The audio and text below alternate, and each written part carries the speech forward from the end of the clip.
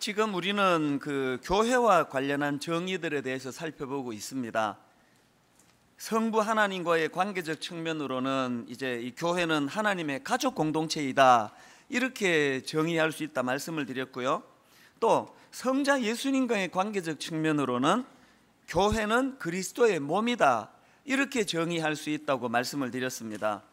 이제 오늘은 교회를 이 성령 하나님과의 관계적 측면으로 정의하는 부분에 대해 살펴보려고 하는데, 이 교회를 성령 하나님과의 관계적 측면으로 정의하면 이렇게 정의할 수 있습니다. 교회는 성령의 전이다, 이렇게 정의할 수가 있습니다. 자, 그렇다면 여러분, 만약에 이 교회가 성령의 전이다, 이렇게 정의를 할 수 있다면 이 정의 속에서 발견되는 교회의 속성 하나가 있는데요, 그게 뭐겠습니까? 교회는 이 구약적 개념인 성전과 밀접한 관계를 가진 공동체이다, 그렇게 말씀을 드릴 수가 있다는 것입니다. 오늘 본문 에베소서 2장 20절 21절에도 보니까 너희는 사도들과 선지자들의 터 위에 세우심을 입은 자라 그리스도 예수께서 친히 모퉁이 돌이 되셨느니라. 그의 안에서 건물마다 서로 연결하여 주 안에서 성전이 되어가고, 여기도 보니까 교회를 이 성전이라는 개념으로 설명하는 것을 볼 수가 있습니다. 사실 구약의 이스라엘 백성들의 그 신앙생활은 성전을 중심으로 그렇게 이루어졌다, 이렇게 말씀을 드려도 과언이 아닐 정도로 이 성전이 굉장히 중요한 의미를 가지고 있습니다. 자, 그러면 이 구약에서 성전이 어떤 의미를 가지고 있느냐, 하나님과는 어떤 관계를 가지고 있느냐, 이런 질문을 할 수가 있는데요, 이제 이 질문에 대하여 대답을 저는 열왕기상 8장 29절 30절에서 찾습니다. 이 본문에는 이제 성전이 완공되고 낙성식을 거행할 때 그 성전 건축을 주관했던 솔로몬이 성전과 관련해서 하나님께 드렸던 기도 내용이에요. 한번 보시겠습니까? 주께서 전에 말씀하시기를 내 이름이 거기 있으리라 하신 곳 이 성전을 향하여 주의 눈이 주야로 보시오며 주의 종이 이곳을 향하여 비는 기도를 들으시옵소서. 주의 종과 주의 백성 이스라엘이 이곳을 향하여 기도할 때에 주는 그 간구함을 들으시되 주께서 계신 곳 하늘에서 들으시고 들으시사 사하여 주옵소서. 방금 솔로몬의 이 기도문 속에 그 성전과 하나님의 관계를 어떻게 묘사합니까? 하나님께서 내 이름이 거기 있으리라, 이렇게 말씀하신 곳, 그게 성전이라는 거예요. 그리고 또 주의 눈이 주야로 보시오며, 또 그리고 이곳을 향하여 기도할 때에 주는 그 간구함을 들으시되, 그래서 이 솔로몬이 묘사하고 있는 성전에 관한 내용들을 정리해 보니까 성전은 하나님의 임재가 나타나시는 곳이라는 겁니다. 성전은 하나님의 관심이 머무는 곳이라는 겁니다. 그래서 그곳에서 주의 백성들이 기도할 때 하나님이 그 기도를 들어주시는 곳, 이게 성전이라는 겁니다. 자, 그렇다면 여러분, 만약에 이 교회가 성령의 전이다, 이렇게 정의할 수 있다면 공동체로서 교회는 뭘 회복해야 될까요? 오늘날 교회는 뭘 추구해야 될까요?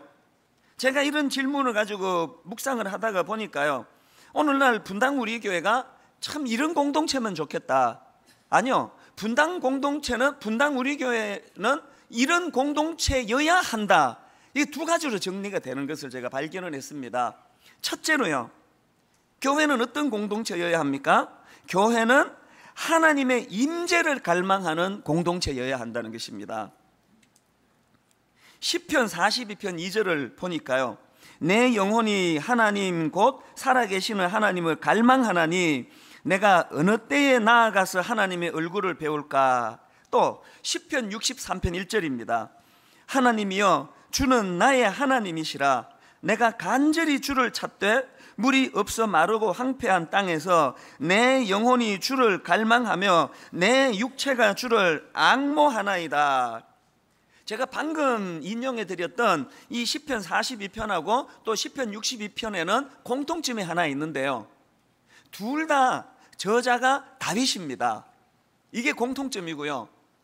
그런가 하면 또 다른 한 공통점이 있는데, 이 시편 42편과 시편 62편은 둘 다 저자가 다윗인 동시에 이 두 시편 다 다윗이 너무나 공고하고 마음이 힘들고 낙심되던 고통 중에 쓴 시라는 공통점이 있습니다.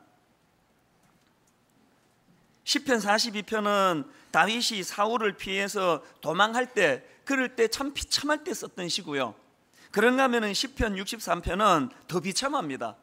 아들 압살롬이 권력에 눈이 어두워가지고 그 아버지 목에다가 비수를 들이대며 쿠데타를 일으키던 그런 절망적인 상황 속에 목숨 부지하겠다고 도망가던 그 상황에서 쓴 시가 시편 63편입니다.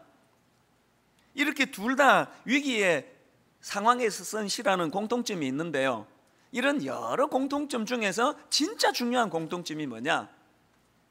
다윗 입장에서 이 시편 42편과 시편 63편은 상황은 다 각각 다른데 여기에 보면은 해법이 하나예요. 해법이 같은 공통점을 가지고 있습니다.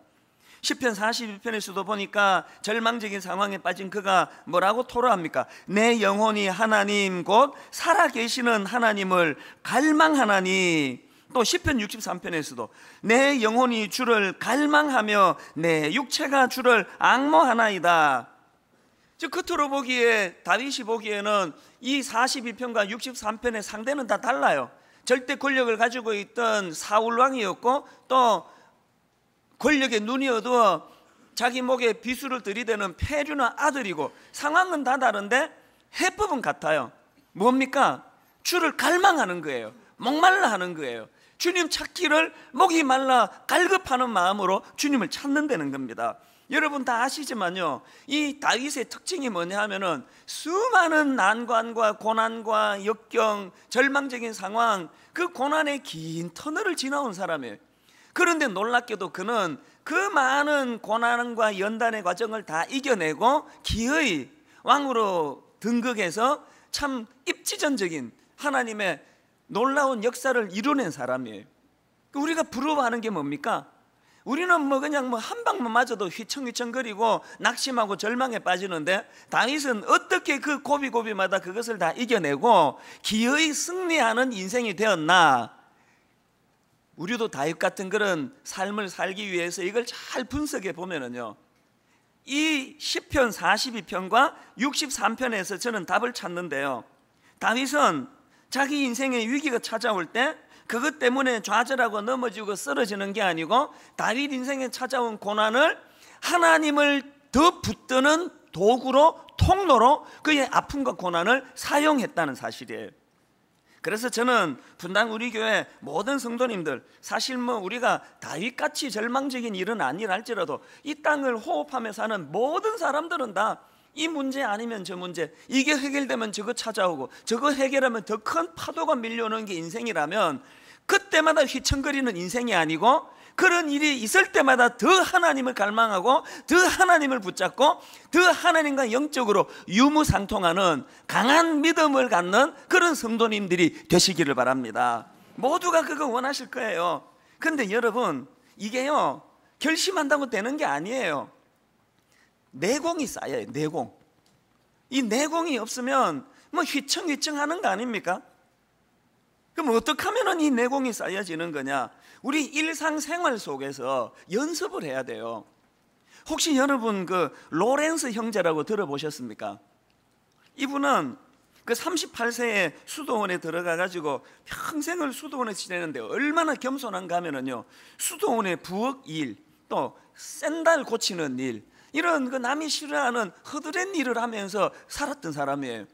근데 이 로렌스 형제가 뭘로 유명한가 하면은요, 그 소란스러운 수도원 식당에서 허드렛 일을 하던 와중에도 늘 하나님의 임재의 기쁨으로 충만했던 사람으로 유명한 분이에요. 이거 부러운 일 아닙니까? 오늘 이 시대에 이 세상살이를 하는 우리 모두는 너무너무 시끄러운 소음이 난무하는 정신이 없어요. 요즘에 저는요, 이 신문을 끊을까 그 생각을 합니다. TV에는 얼마 전에 끊었어요. 근데 정도전 때문에 약간 갈등이 있었지만 그래도 과감하게 TV를 끊고 났더니요, 막 숨을 쉴 것 같아요. 이 아침마다 신문을 펼치면요 속이 답답해요. 이렇게 그냥 우리를 답답하게 하는 온갖 문제 소음이 난무하는 이 상황 속에서 우리가 로렌스 형제처럼 그 상황에서도 평온을 유지하며 하나님과 깊은 긴밀한 그런 임재를 누리고 교제를 할 수 있다면 이게 얼마나 좋은 일이에요. 그러면 로렌스 형제는 어떻게 그런 평안을 또 깊은 하나님의 임재를 경험했나? 이분이 쓴 책 중에서요, 하나님의 임재 연습이라는 책이 있습니다.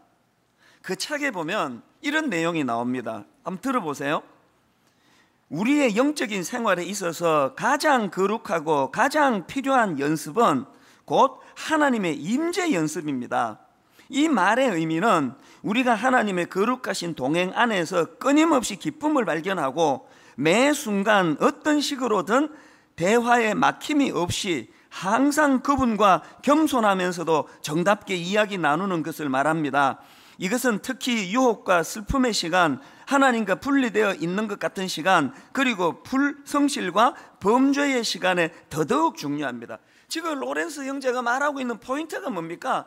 다윗처럼 우리가 깊은 영성을 가지고 또 로렌스 형제처럼 어떤 상황이 오든 그거랑 상관없이 하나님의 임재를 누리고 경험하기 위해서는 일상생활 속에서 하나님 임재를 연습해야 된다는 것입니다.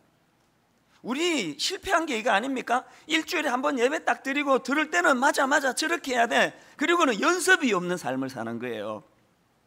왜 우리나라 사람들은 김치를 이렇게 좋아하는 겁니까? 제가 이민 가보니까요, 뭐 지금은 또 뭐 김치 먹는 미국 사람 많대지만요, 그 많다는 게 뭐 진짜 많겠습니까? 학교 다닐 때 뭐 아무리 권해도요, 그러면서 안 먹어요. 김치 싫어해요. 그래서 미국 생활하면서 참 불편한 것 중에 하나가 아침에는 김치를 못 먹습니다. 미국 사람들이 냄새를 너무 싫어하니까요. 왜 그 사람들은 그렇게 싫어하는데 우리는 왜 이렇게 김치가 좋으냐고요. 우리 DNA 속에 날 때부터 선천적으로 김치를 좋아하는 느낌을 가지는 그 무엇을 유전자로 타고났습니까? 아닙니다. 우리가 김치를 좋아하는 이유는 딱 하나예요. 어릴 때부터 자꾸 먹어서 그래요. 익숙할 정도로 먹어서 그런 거예요. 저는요, 그 갓김치라고 혹시 아시나요? 놀랍게도 저는 장가 갈 때까지 갓김치라는 이름 자체를 들어본 적이 없어요. 이 경상도 쪽에서는 갓김치가 없습니다, 아예. 근데 딱 장가를 갔는데 장모님께서 이제 갓김치를 주셨어요. 그러면서 이게 갓김치를 잘 담그시고 그러신다고 이제 맛있다는 거예요. 그래서 이제 딱 이제 차가댁에 갔더니 갓김치라고 나왔는데 보니까 뭐 김치 같지도 않고 그 뭐 맛있어 보이지도 않아요. 근데 맛있다 그래가지고 그 제가 이제 또 뭐 결혼한 지 얼마 안 되고 이러니까 제가 이제 그거를 이렇게 먹으니까 진짜 맛이 하나도 없는 거예요. 근데 우리 어머니 같았으면 이런 걸 주셨냐고 맛도 없구만 그러면서 내일부터 주지 마시라고 그러겠는데 또 이게 장모님이니까 이게 또 연기가 필요하잖아요. 그래서 참 맛있다고 그러면서 마음에도 없는 이야기를 하면서 계속 먹었더니 또 우리 장모님이 정이 많으셔가지고 이서방이 또 갓김치를 좋아하는구나 그러면서 막 계속 내놓으시는 거예요.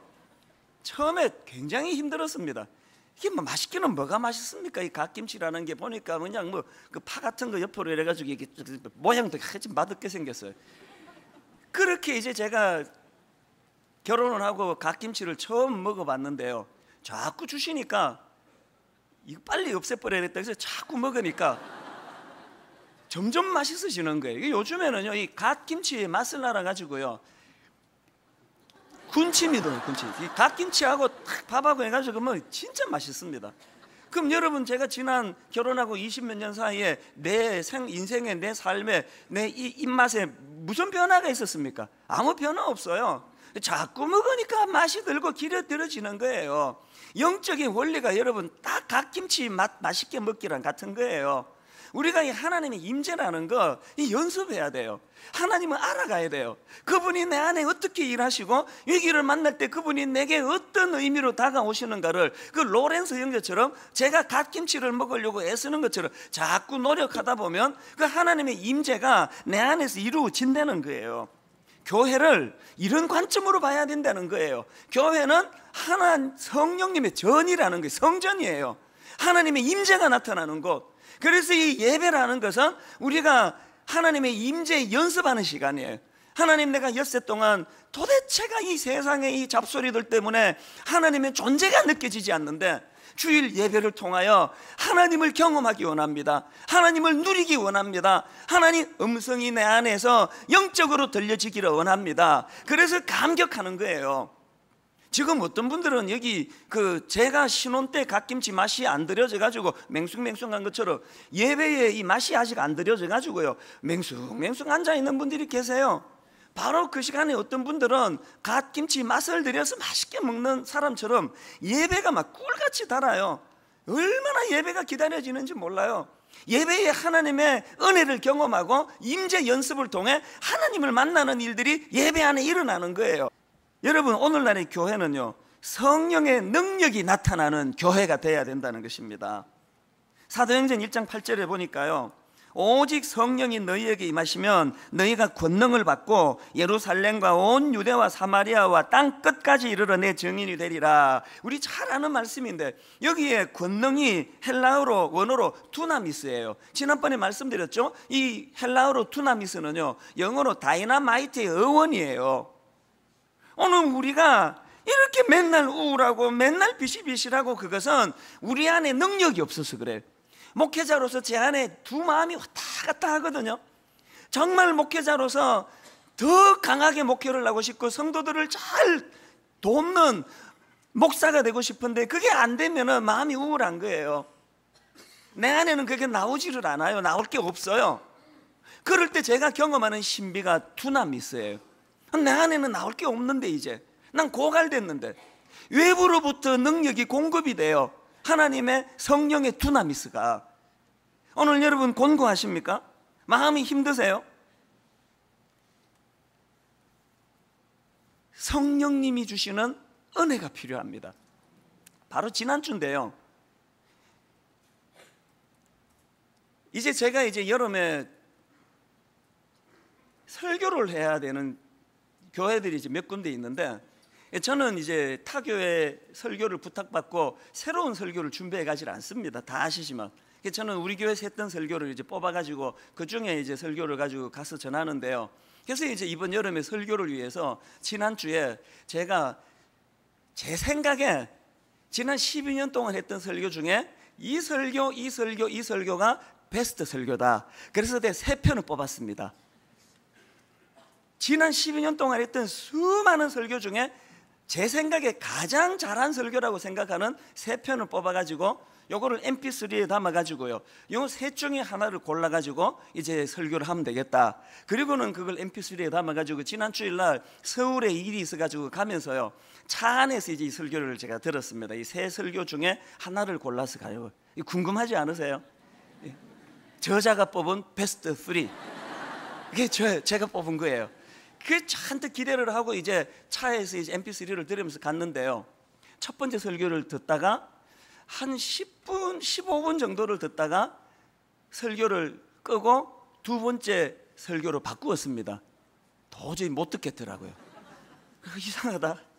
그때 사람들이 막 눈물을 흘리고 막 조회수도 엄청나게 많고 반응이 있었던 설교인데 이거 왜 이렇게 설교를 했지? 그래서 두 번째 설교로 넘어갔습니다. 두 번째 설교는 한 10분 좀 듣다가 또 껐습니다. 그 세 번째 설교를 마무리하려고 세 번째 설교를 듣다가 한 10분 듣다가 내린 결론, 이 3편의 설교는 뽑을 게 아무것도 없다. 그래가지고요, 차 안에서 마음이 묘하더라고요. 왜 설교를 이렇게밖에 못했지? 이게 뭐 내용도 없는데 막 그때는 또 소리도 엄청 질러가지고 막 깨끗 소리를 지르는데 참 마음이 민망하더라고요. 그래서 제가 그럼 이건 뭐지? 그 왜 그때 성도님들이 이 설교를 들으면 눈물을 흘리고 은혜를 받고 설교 조회가 그렇게 많이 늘어나고 그랬지? 제가 내린 결론이 뭡니까? 신비예요, 신비. 그래서 제가 차 안에서 또 이런 생각을 했어요. 제가 그냥 준비한 걸로 제가 이렇게 설교할 때 성령님은 여러분 귀에 화학적 반응을 이렇게 해가지고 이렇게 들리도록 그렇게 해주셨나 보다. 제가 종종 그 생각을 하는데 지난주에 또 그 생각을 했습니다. 그러고 나니까요, 이 설교에 자신이 없는 거예요. 야, 내 12년에 베스트 3편 뽑아가지고 들어도 이런데, 야, 이 평상시에 이게 설교를 이렇게 해서 되겠나? 이렇게 참 마음이 조금 그 낙심이 되는데, 아까 그 미국에서 그 펑펑 울면서 설교 들었다고 하는 그 자매의 이 메일이요, 바로 그 혼미한 고주음의 메일이 왔어요. 성령님의 정교하게 일하시는 일하심이 뭡니까? 네가 설친다고 설교가 더 잘 되는 것도 아니고, 네가 능력 없다고 낙심된다고 필요한 은혜를 안 주시는 것도 아니고, 이게 두나미스예요, 두나미스. 그러고 보니까요, 지난 12년 동안 분당 우리 교회가 이렇게 지금 은혜롭게 나가는 것 자체가 이게 다 신비 아닙니까? 지금도 이렇게 설교가 좀 제가 왜 이렇게밖에 안 되나 그러고 그냥 마음이 힘든데, 개척 초기 설교는요, 진짜 못 들어요. 내용도 하나도 없는데 막 그냥 내용이 없을 때일수록 소리를 많이 질렀더라고요. 깍깍 막 소리를 지르는데요, 그때도 하나님이 많은 사람을 보내주셨잖아요. 뭘 의미합니까? 교회는 인간의 어떤 그 무엇으로 되는 게 아니고 성령의 두나미스, 성령님의 은혜와 힘과 능력으로 유지되는 거라는 것입니다. 다윗을 보면서 제가 참 그 신비를 발견하는데요, 우리가 그 다윗이 골리앗을 물리칠 때의 그 상황을 알지 않습니까?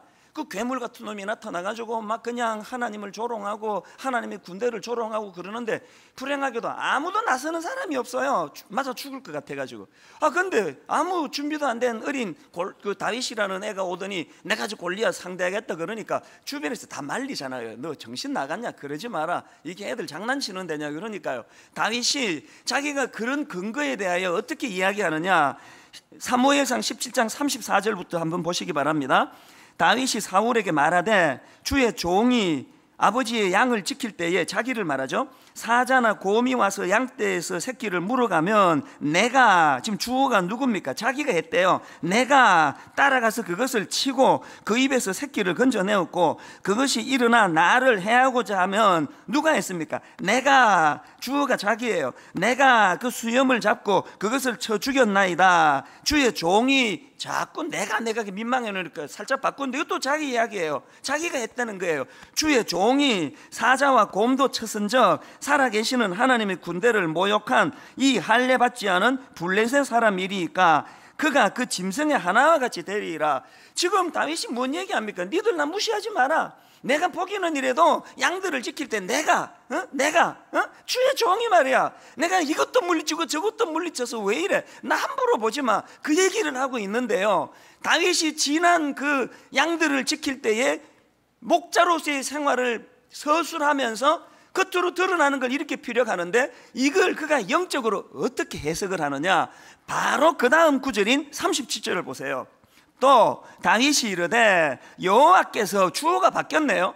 여호와께서 나를 사자의 발톱과 곰의 발톱에서 건져내셨은즉 나를 이 블레셋 사람의 손에서도 건져내시리이다. 누가 건져낸다는 겁니까? 여호와 하나님이 하신다는 거예요. 여러분, 이게 신앙생활이에요. 표면적으로는 내가 했어요. 표면적으로는 내가 그 주의 종이. 그러나 하나님의 임재를 경험하고 임재를 누린 사람에게는 이게 영적으로 내 안에 하나님이 계시고 내가 하나님 안에 거하는 이 신비 속에서 표면적으로는 내가 했지만 하나님이 하셨노라고, 여호와가 그렇게 하셨다고. 그래서 저 골리앗을 무찌르는 것도 내가 하는 게 아니고 여호와가 하실 거라고 이 자신이 있는 거예요. 여러분, 이 확신 갖고 계세요? 이거 있으세요? 이거 없이 사시려니까 얼마나 힘드세요. 제 설교는요, 내가가 많아요. 저는요, 무슨 예화집에서 뭐 슈바이츠가 어쨌든 얘기 안 하고 싶어요. 그 슈바이츠가 어떻게 한 게 그게 나하고 무슨 상관이에요? 뭐 리빙스톤이 뭐 어떻게 했던 거죠? 관심 없어요. 설교자는요, 제가 은혜 받은 거, 내가 경험한 거, 내 안에 일하신 하나님을 드러내는 게 설교라고 저는 그렇게 믿고 싶어요. 그러나 여러분, 제가 지난 한 주간 경험했던 이야기, 만났던 이야기, 그런 걸 풀어내지만 그 안에는 누가 계세요? 하나님이 계세요. 제 설교를요, 이찬수 목사로 들으시면 안 됩니다. 제 안에서 일하시는 하나님, 저 설교자가, 저 한 개인이 일주일 동안 어떤 하나님을 경험하고 하나님의 임재를 누리며 사는가를, 그것을 보고 주인공은 설교자가 아니라 하나님이 되셔야 돼요. 이게 성령의 두나미스, 성령의 능력을 경험하고 사는 인생이라는 거예요. 근데 중요한 게 뭐냐, 이런 성령의 두나미스를 누리는 교회들에게 나타나는 중요한 특징이 두 가지가 있는데요. 첫 번째 특징이 뭐냐, 낙심이 기대감으로 바뀌어지는 역사가 일어난다는 거예요. 그래서 성령의 두나미스를 경험하는 교회 안에서는 기대감이 많아요. 자, 에베소서 2장 21절 22절을 한번 보시기 바랍니다. 교회를 이렇게 피력합니다. 그의 안에서 건물마다 서로 연결하여 주 안에서 성전이 되어가고 너희도 성령 안에서 하나님이 거하실 처소가 되기 위하여 그리스도 예수 안에서 함께 어떻게 한다고요? 지어져 가느니라. 성경이 말하는 지상교회의 이미지는 뭐예요? 공사 중이에요. 공사 중. 문제가 많아요. 그래서 목사도 문제가 많고 성도도 문제가 많고 복잡해요. 왜? 지금 아직 완성된 게 아니에요. 공사 중이에요. 그렇기 때문에 성령의 두나미스를 경험하지 못하는 교회는 비판이 많아요. 원망이 많아요. 불평이 많아요. 그러나 성령의 두나미스를 경험하는 그 교회 안에서는 뭐가 많아요? 기대감이 많아요. 이야, 이게 완성된 게 아닌데도 저 정도면, 이게 점점 지어져 간다면 이게 대단하겠네. 이게 가정도 마찬가지예요. 성령의 두나미스가 뭔지 모르는 가정에는 현재만 보기 때문에 서로에 대한 비판이 많아요. 당신 말이야 그래서 되겠어 그거? 그래서 애들이 지금 뭐야? 성령의 두나미스를 경험하는 사람들은 이 지어져 가는이라는 원리를 알기 때문에 기대감으로 바뀌어요. 그게, 이야, 당신이 이런 문제도 있고 저런 약점도 있는데도 불구하고 이렇게 아름답다면 앞으로 얼마나 더 아름다워지겠냐고. 분당 우리 교회는 절망과 좌절과 낙심이 많은 교회입니까? 기대감이 많은 교회입니까? 갈수록 지어져가는 교회를 향한 꿈, 이 꿈을 볼 수 있는 눈은 성령의 두나미스 안에 나오는 줄로 믿습니다. 개인도 마찬가지예요. 여러분, 성경은요, 교회도 성전으로 설명하지만 우리 각 지체, 우리 몸도 성전으로 비유합니다. 지어져 가고 있는 거예요. 저 공사 중이에요. 완성된 거 아니에요. 그렇기 때문에 여러분, 제가 지난주에 그 교수님의 영상을 왜 설교 시간에 그걸 틀어드렸겠냐고요. 뭐라고 말씀하시던가요? 그 전문가가, 우리 인간은요 뭘 먹고 자란다고요? 감탄을 먹고 자라요. 그러면 누구가 감탄할 수 있습니까? 어린 애의 현재를 보면 이게 걷지도 못하는 이게 인간이야 뭐야? 도대체 이게 그냥 부시러기 짝이 없지만 그 어머니는 지어져 가느니라. 그 걷지도 못하는 갓난 애기의 현재를 보는 게 아니라 뭘 봅니까? 지어져 가느니라. 걷고 뛰고 달리게 될 그 아이의 모습을 보면서 감탄하는 거예요. 교수님 말씀하셨죠? 아기들은 엄마의 감탄을 먹고 자란다고요. 오늘 교회 안에 이 감탄이 있습니까? 서로서로에 대한 이 감탄이 있습니까? 최근에 그 경계성 성격 장애로 지금 마음이 아픈 자매를 제가 만났어요. 요즘에는 제가 이런 그 환자들을 많이 만나요. 참 마음이 아프더라고요. 이 자매도요, 자살을 시도하고 이게 우울증과 같은 증세예요. 그런데 이 자매가 근래에요, 확 차도가 너무 좋아졌어요. 그 어머니가 그런 얘기 하더라고요. 얘가 너무 좋아졌대요. 여러 이제 요인이 있는데 그 중에 하나가 뭐냐니까 상담 선생님을 잘 만난 것 같아요. 상담 선생님이 매일 숙제를 내준대요. 무슨 숙제를 내주느냐 하니까요, 하루에 3가지씩 자신을 칭찬해라. 하루에 3가지씩 자기가 칭찬할 거리를 써가지고 제출하라는 거예요. 얘가 하는 말이요, 처음에는 쓸 게 없었대요. 자기를 칭찬할 게 쓸 게 없었대. 막 심각한 걸 칭찬하라는 게 아니고요, 그 선생님이 원하는 거, 예를 들면 이런 거예요. 밥을 맛있게 먹는 내가 좋다. 이 삶 속에서 아주 사소한 걸 3가지씩 칭찬하는 걸 적으라 그랬는데요, 적을 게 없더래요. 그런데 한 며칠 지나면서부터 그게 개발이 되기 시작하니까요, 자기에 대해서 칭찬할 것들을 아주 사소한 거지만 3가지씩을 적어가는데 그게 놀라운 결과가 나타나는 거예요. 뭐 이것 가지고 뭐 그랬는데 시간이 갈수록 거기에 능력이 나타나는 거예요. 그래서 자기를 칭찬한다는 건 뭐예요? 지어져 가느니라. 지금은 이렇게 연약하고 보잘것없지만 완성되어가는 자기를 드러내는 거 아닙니까? 제가 여러분에게 숙제를 드릴게요. 하루에 3가지씩 자기를 칭찬하는 걸 한번 적어보세요. 제출은 안 해도 되는데요, 부부간에 서로 뭐 교환하면서 해보세요. 이 모든 원리는 다 뭘 이야기합니까? 우리가 지금 현재의 자기 모습을 보고 현재의 교회 모습을 보고 현재를 가지고 약한 걸 비판하는 게 아니고 지어져 가느니라, 장차는을 보는 거예요. 장래를 보는 거예요. 더 아름다워질 우리, 이런 특징이 있고, 또 하나 성령의 두나미스를 경험하는 교회의 특징이 뭐냐면은 그 생각의 지경이 넓어지는 특징이 있다는 것입니다. 여러분, 방금 제가 읽어드렸던 본문 21절 22절을요 원어에 가깝게 직역해서 읽어드리면 이렇게 번역해서 읽을 수 있습니다. 21절, 그 안에서 모든 건물들이 연결되면서 주 안에서 성전으로까지 확장하고 점점 커지고 있습니다. 또 22절은 이렇게 직역할 수 있습니다. 그리고 그 안에서 당신들도 성령 안에서 하나님의 집으로까지 함께 지어지고 있습니다. 무슨 느낌이 드십니까? 확장이에요. 마치 구약의 이스라엘 백성들은 하나님은 그저 성소에 계신다, 이런 좁은 개념으로 하나님을 생각했다가 이제 성전으로 옮겨가고, 이게 신약 시대에 와가지고는 하나님은 안 계시는 것이 없다, 하나님의 그 일하심에 대한 생각의 확장이 신약 시대로 오면서 점점 이게 확장되고 넓어지는 것처럼, 오늘 예수 믿는 우리가 성령의 두나미스를 경험하면 우리 생각의 지경이 넓어져요. 그래서 여러분, 뭐 성경 많이 읽는다 그러고 기도 많이 한다 그러는데 생각의 지경이 넓어지지 않으면 그거는 옳은 성경 읽는 거, 기도하는 거 아니에요.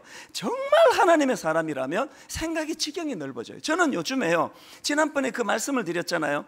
강호동 씨가 마산에서 고등학교 때 실험으로 워낙 유망주를 해가지고 주목을 받았을 때, 선수단하고 같이 뉴욕을 그때 방문을 했을 때, 강호동 씨가 고등학교 때 엠파이어 스테이트 빌딩에 올라가가지고 세상에 그 100몇십 층짜리에서 펼쳐진 뉴욕의 마천루를 보면서 자기가 울었대잖아요. 왜 울었다 그랬죠? 감격해서 운 게 아니래요. 분해서 울었대요. 분해서. 무슨 말입니까 그게? 뭐가 분합니까? 자기는 지금까지 63빌딩도 한번 안 가봤대. 그 당시로요. 마산에서 그 당시 제일 높은 빌딩이 10층, 그 당시 제일 높은 10층에 올라가가지고 자기가 제일 높은 꼭대기에서 천하를 내려다보는 것처럼, 실험 좀 잘하는 그것 때문에 교만해져가지고 그렇게 기고만장해 있던 자기의 좁은 시야를 생각하면서 분해서 울었대. 분해서. 우리 모두 다 지금 울어야 되는 거 아닙니까? 뭘 했다고 교만합니까? 뭘 했다고? 아니, 뭘 했다고 이렇게 남을 얕잡아보고 그렇게 무시하고 그런 태도를 취합니까? 성령의 두나미스를 경험한다 할 때 생각의 지경이 넓어지는 거예요. 점점 확장이 되는 거예요. 전에는 솔직히 제가 개척할 때만 해도 뭐 그랬습니다. 생각의 지경이 좁아가지고 어떻게 해서든 이 30몇 명으로 교회가 잘 꾸려져가지고 자립할까, 제 생각이 거기만 머물렀습니다. 그런데 이 교회 안에 성령의 두나미스가 나타나니까 담임 목사의 지경이 넓어지고 성도들의 지경이 넓어지고, 우리가 여러분 지금 미자립 교회 뭐 다 살려내겠다는 거 아니에요. 미자립 교회를 우리가 좀 섬기자고 하는 거는 그분들에게 좀 격려하고 싶은 거예요. 우리가 살립니까? 성령님이 살리실 줄 믿습니다. 주변 교회의 눈이 넓어지는 거 아닙니까? 제가 이번 여름에 왜 유럽에 가야 되겠다고 생각했습니까? 유럽에는요, 유학생들 또 지상사 왔다가 금방 몇 년 뒤에 돌아가 버리고 해서 유럽의 목사님들이 너무 힘들어 하세요. 교회들이 다 어려워요. 그 제 마음에 자꾸 하나님 무슨 마음을 주시냐면, 너 이번에 가서 돈 좀 써라. 저 이번에 돈 좀 쓸 생각이에요. 외부 강사 가서 제가 받아온 돈 이런 좀 있거든요. 이번에 가서요, 돈 좀 쓸 생각이에요. 가서 뭐 맛있는 것도 사드리고 선물도 사드리고 뭐 그렇게 할 거예요. 또 막상 또 이제 할지 안 할지는 제가 5주 뒤에 내 보고를 하겠습니다만, 뭐하러 제가 듣지도 보지도 못하는 그 유럽에 있는 목사님한테 마음이 왜 갑니까? 제가 뭐하러 갑니까? 왜 가느냐 하면은요, 성령님의 두나미스가 생각을 확장시키기 때문이에요. 여러분의 생각이 더 확장이 되고 여러분의 지경이 더 넓어져서 점점 지어져 가는 분당 우리 교회 성숙을 향하여 나아가는 그런 성도님들이 되시기를 바랍니다. 결론을 맺으려고 합니다. 성령님은 우리를 주님 십자가 앞으로 인도하시는 분이에요. 그래서 성령이 일하시는 교회에는 십자가가 살아 있습니다. 예수 그리스도가 살아 있습니다. 예수의 이름이 드러납니다. 예수 그리스도의 이름을 소중히 여깁니다. 분당 우리 교회 예수님의 십자가를 귀히 여기고 소중히 여기는 아름다운 공동체 되기를 주님 이름으로 축원합니다. 우리 주 예수 그리스도의 은혜와 하나님 아버지의 다함없는 사랑과 성령님의 감동, 감화, 위로교통 충만하심의 역사가 오늘 주신 말씀 마음에 담고 늘 삶 속에서 하나님의 임재를 갈망하며 목말라 주님을 기대하며 바라보기로 그렇게 다짐하며 예배하는 모든 주의 자녀들 머리 위에 지금부터 영원토록 함께 하시기를 간절히 축원하옵나이다. 아멘.